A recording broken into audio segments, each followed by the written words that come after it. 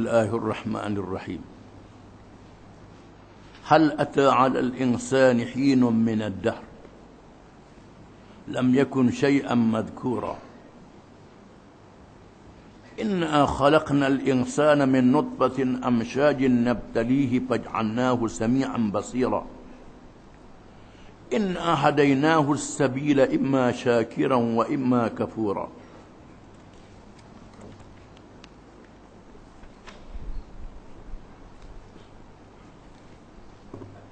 Bermakna Allah Ta'ala dengan nama Allah yang Maha Pemurah lagi Maha Mengasihani. Bukankah telah berlaku kepada manusia satu ketika dari masa yang beredar, sedang ia masih belum wujud lagi dan tidak menjadi sesuatu benda yang disebut-sebut. Maka mengapa kaum musyrik itu mengingkari hari kebangkitan?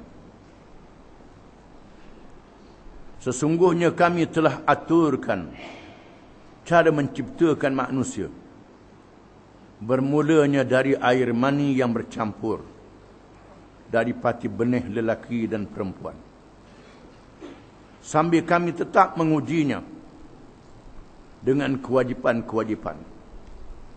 Oleh sebab itu maka kami jadikan dia dengan berkeadaan mendengar dan melihat. Kerana keadaan itu tidak mencukupi, maka sesungguhnya kami telah menunjukkan kepadanya melalui akal dan rasul akan jalan-jalan yang benar dan yang salah. Maka terserahlah kepadanya sama ada ia bersyukur dengan beriman dan taat, ataupun ia berlaku kufur dengan mengingkari kebenaran atau menjadi jahat.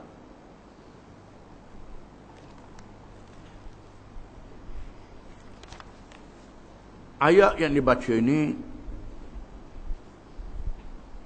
daripada surah Al-Insan. Al-Insan yang manusia. Surah menyatakan tentang kejadian manusia dan cabaran-cabaran hidupnya. Surah ini termasuk di kalangan surah Madaniyah, surah yang diturunkan di Madinah. Kebiasaan surah-surah yang diturunkan di Madinah menetapkan hukum syariat yang berkait dengan kehidupan manusia dalam hubungan dengan Allah, berpolitik, berekonomi dan lain-lain. Itu surah Madaniyah. Surah Makkiyah kebiasaannya berkait dengan akidah, dengan iman, untuk menguatkan iman. Tetapi suratul Insan ini membawa pendekatan akidah.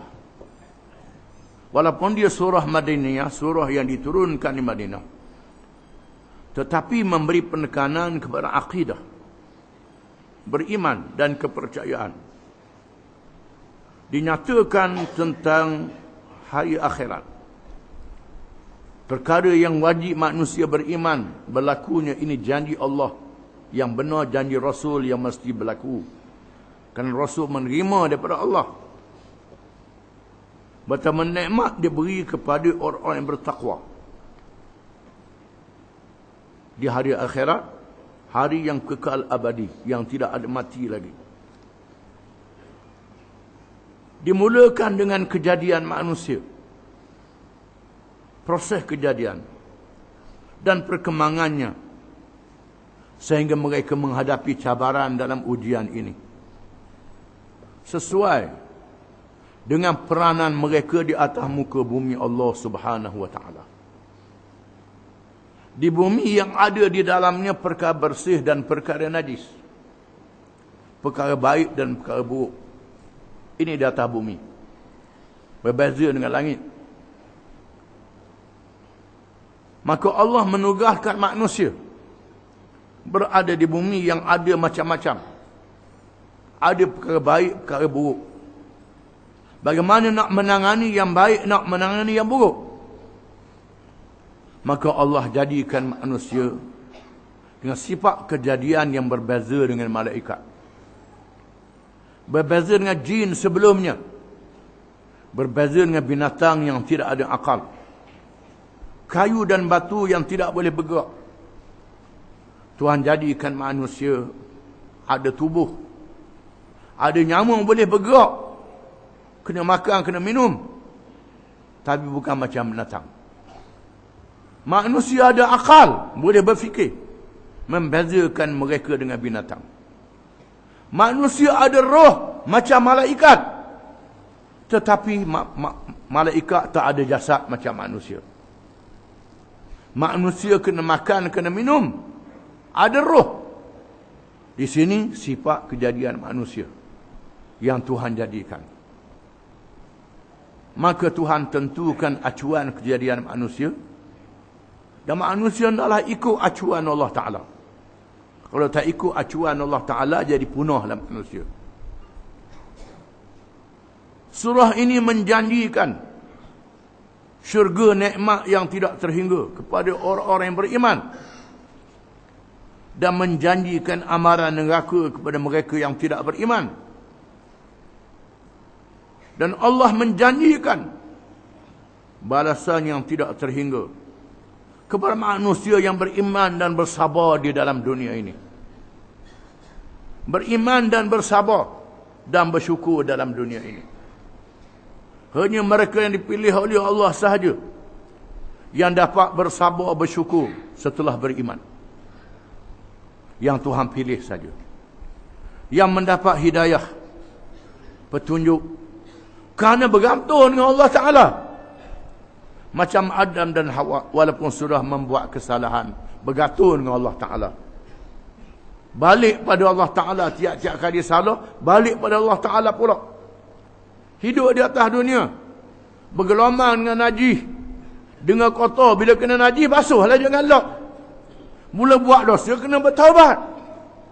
Ni degil juga. Macam iblis. Degil. Jadi punahlah.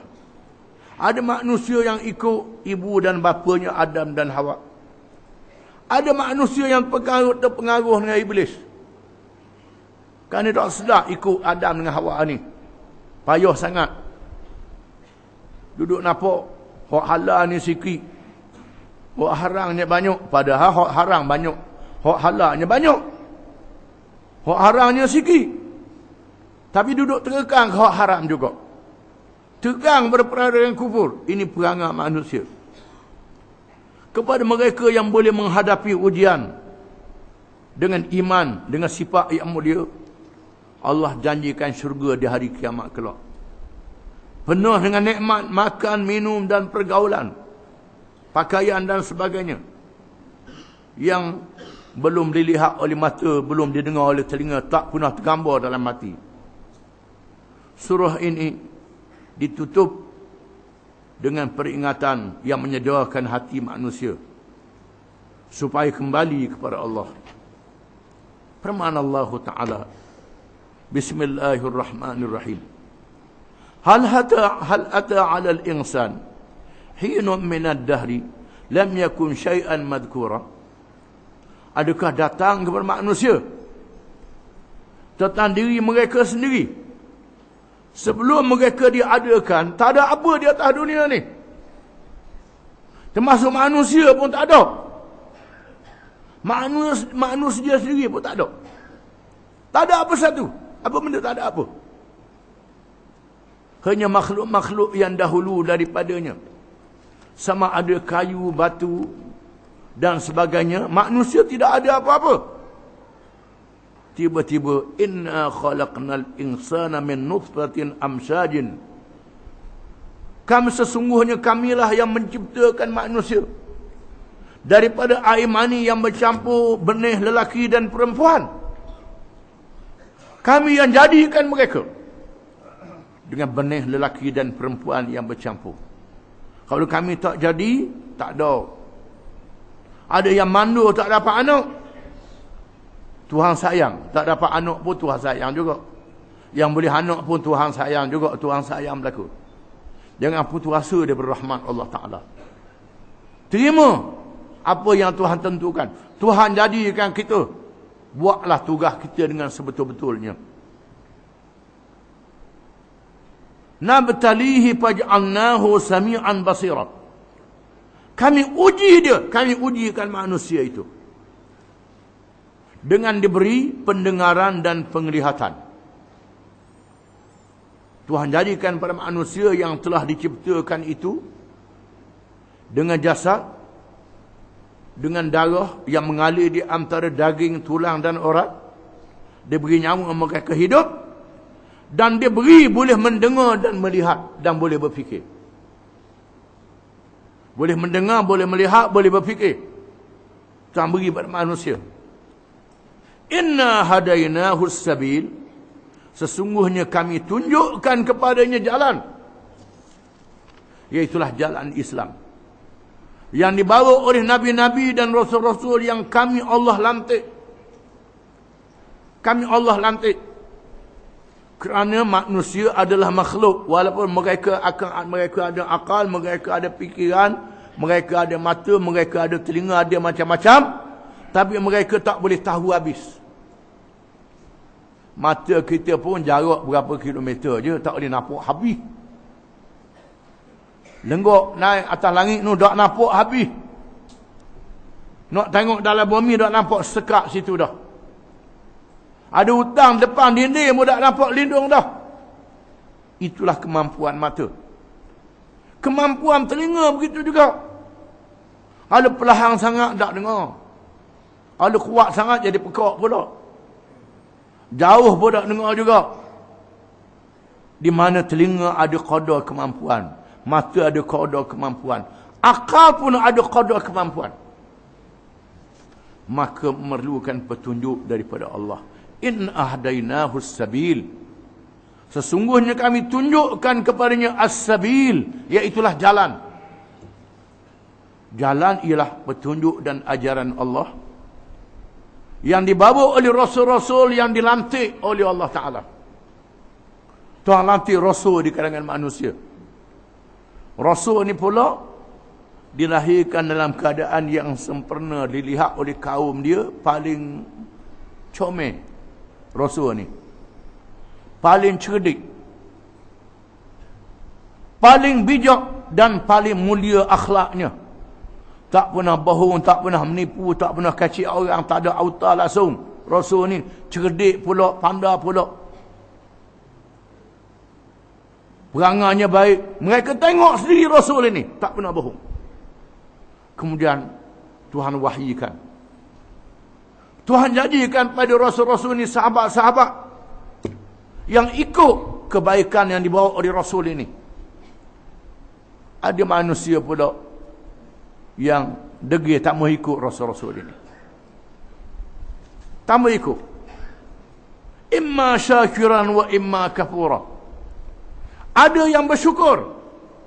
Bersyukur di atas nikmat Allah kerana menjadikannya, menciptakannya lalu beriman kepada Allah. Mengerjakan taat. Syukur di atas nikmat yang diberi. Dan ada yang kufur. Sama ada kufur i'tiqad ataupun kufur nikmat. Kufur i'tiqad tak masuk Islam terus. Jadi kafir. Kufur i'tiqad. Kufur nikmat masuk Islam tapi perangai jahat. Tak guna nikmat yang diberi oleh Allah. Inilah perangai manusia. Disebut dalam surah yang lain, kana an-nasu ummatan wahidah.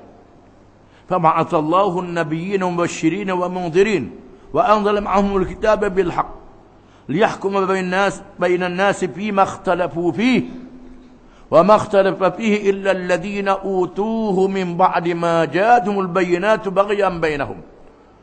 فهدى الله الذين آمنوا لما اختلفوا فيه من الحق بإذنه والله يهدي من يشاء إلى صراط مستقيم أم حسبتم أن تدخلوا الجنة ولما يأتكم مثل الذين خلوا من قبلكم مستهم البأساء والضراء وزلزلوا حتى يقول الرسول والذين آمنوا معه متى نصر الله Ala inna nasrallahi qarib. Ayat yang panjang menafsirkan ayat ini. Tafsirul Quran bil Quran. Quran menafsirkan Quran. Ayat dalam surah Al-Baqarah. Maknanya adalah manusia itu asalnya satu umat. Satu umat. Tak lama bermula dengan Nabi Adam dan Hawa. Maka lahirlah satu keluarga. Keluarga yang besar dalam keadaan Islam. Walaupun mereka buat maksiat, termasuk membunuh antara Qabil dan Habil, tapi masih Islam.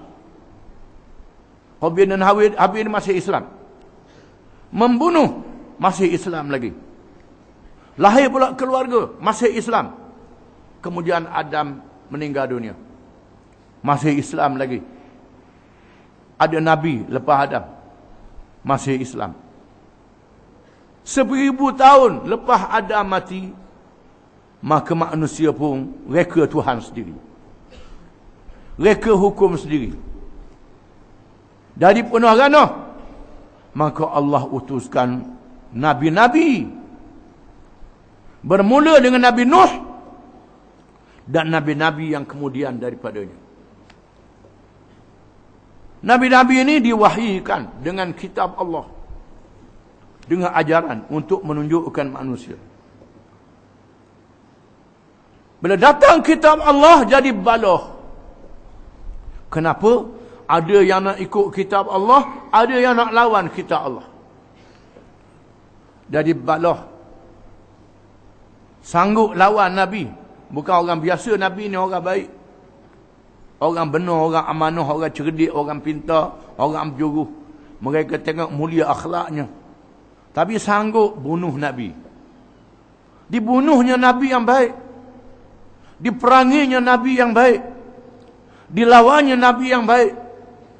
Pengikut Nabi diseksa. Puncanya kerana tak mau ikut kitab yang diturunkan oleh Allah. Allah tunjuk ajaran dalam kitab, tak mau ikut kitab. Bukan saja dalam perkara ketuhanan, lantik Tuhan yang lain daripada Allah, termasuklah dalam perkara halal dan haram. Quran kata arak dan judi adalah haram. Dia kata dak, kalau haram arak dan judi ni pelancong tak mari. Orang nak mari negeri kita, maka kena buat lesen. Cara nak kawarnya buat lesen. Pasal apa buat arak? Judi kena ada lesen, kena nak kawal, kata dia. Kita kawal lah ada lesen ni. Dah merapok, beri lesen merapok nanti. Beri lesen curi, nak kawal sangat. Tak boleh. Bukan semua boleh beri lesen.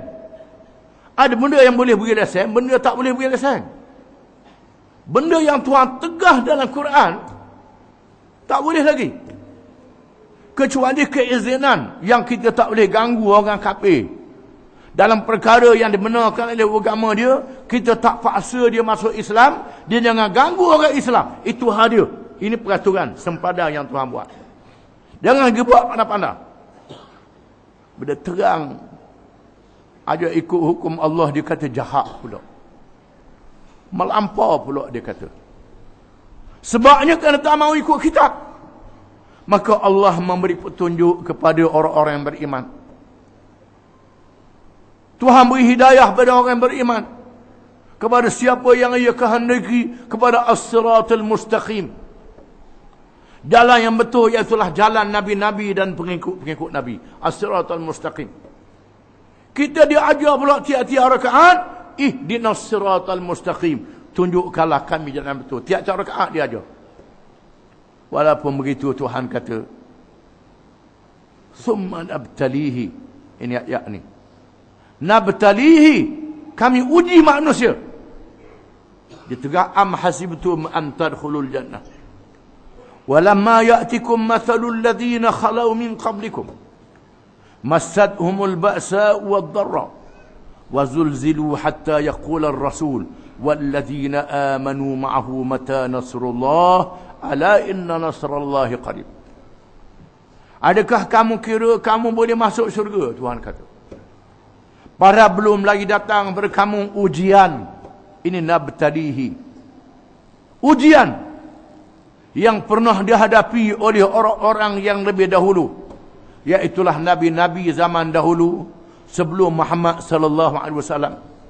dan pengikut-pengikut Nabi. Mereka digoncang dengan sehebat-hebatnya. Digoncang oleh musuh. Dikepung kehidupannya. Kerana mereka ikut Nabi, dikepung perniagaan mereka. Dikepung kehidupan mereka. Dikepung rezeki mereka. Dikepung rezeki, disekar rezeki. Dia uji. Tuhan nak uji kita, kita percaya tak Tuhan beri rezeki? Kau orang beri rezeki. Ini Tuhan nak uji. Kita beriman tidak? Mereka digoncang dengan sahabat-sahabat. Masadhumul ba'sa wad-dharra. Terpaksa menghadapi kesakitan dan terpaksa berperang. Berlawan dengan cara masing-masing. Berlawan dengan cakap. Siapa berlawan senjata pun ada. Ada negeri yang lawan dengan senjata. Macam Syria dengan Palestin. Negeri yang lawan dengan cakap. Lawan dengan cakap pun nyerta dengan gas macam di Mesir. Pak kita berada juga sikit-sikit. Nyerta dengan gas, nyerta dengan ni. Macam-macam. Diuji dengan sahabat hebat. Hatta yaqula ar-rasul. Sehingga berkatalah Rasul. Walladzina amanu ma'ahu mata nasrullah. Dan orang-orang beriman dengannya bila lagi datangnya pertolongan Allah. Siapa ditekan rapat. Macam spring. Spring ditekan dengan rapat.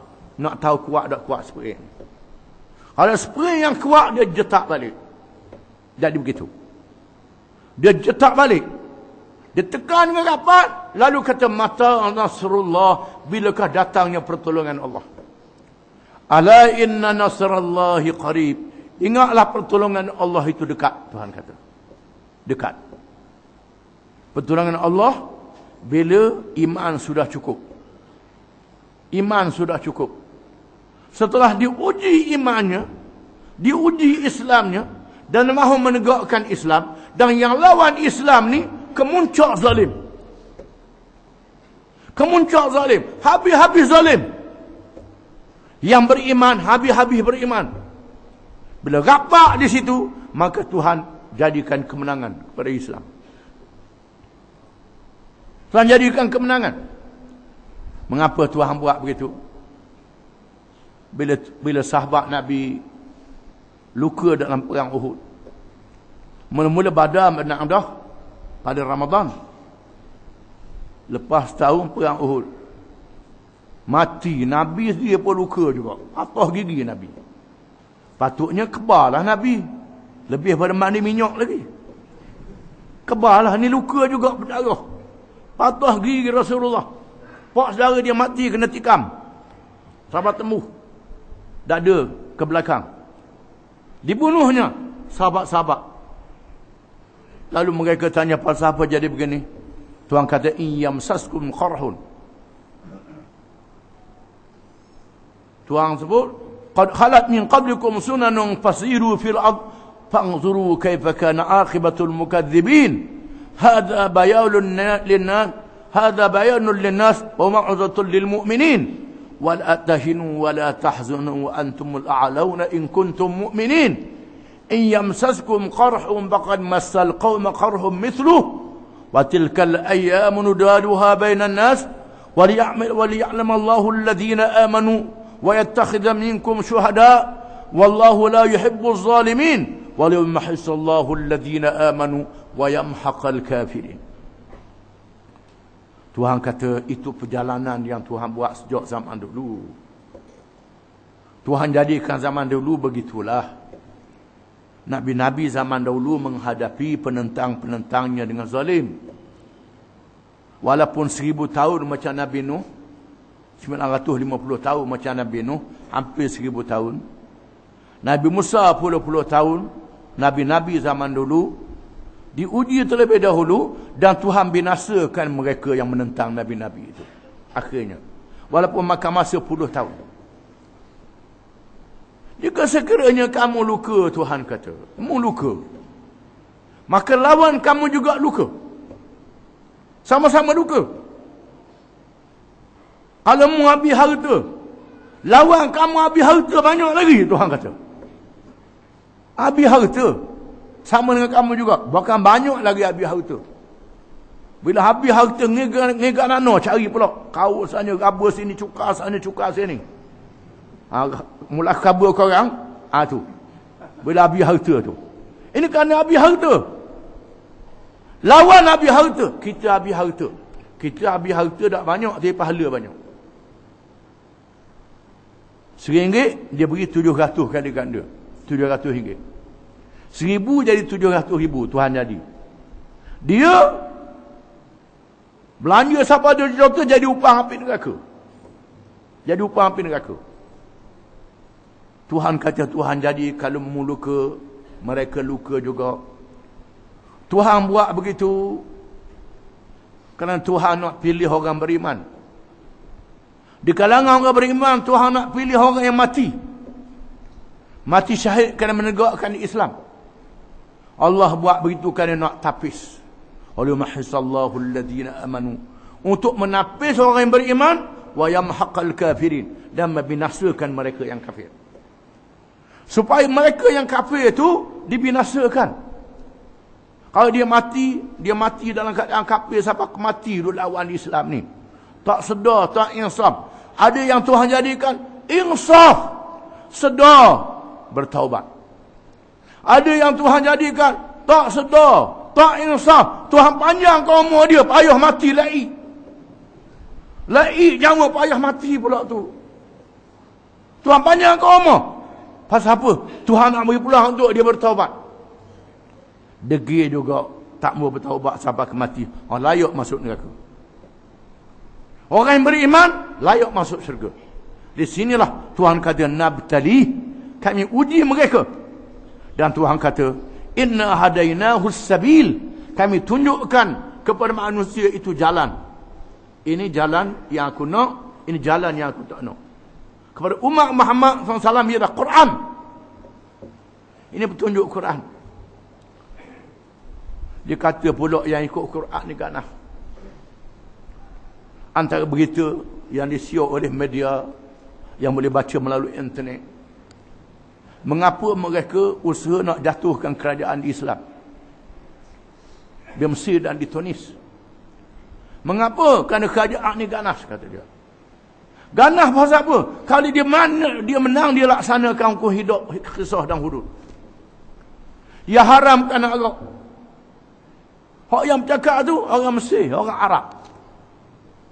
Orang Mesir, orang Arab yang tahu Quran yang bercakap.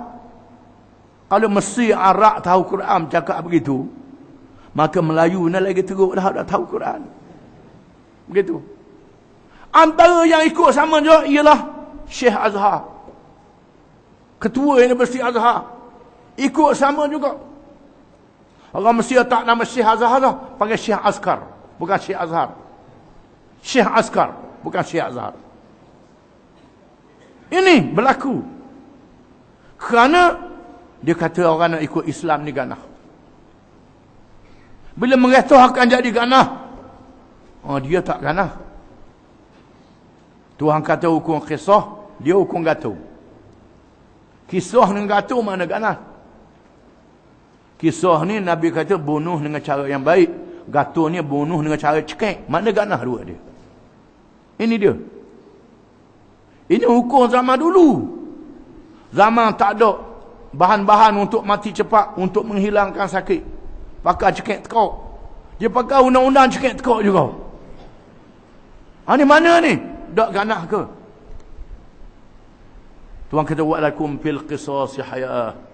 Dalam hukuman kisah yang ada dalam Quran membawa kehidupan. Degil nak lawan juga. Dia kata hukum Islam ni ganah. Rata-rata dunia, bila Islam menang, tak boleh Islam ni ganah. Dia tak ganah. Duk bunuh, dak ke lelaki, dak ke perempuan, guna kapal terbang tanpa pemandu. Serang sana, serang sini.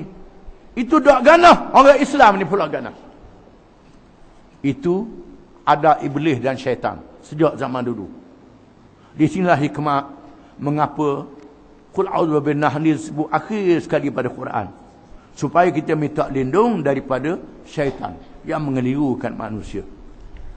Menyebabkan manusia jadi kufur.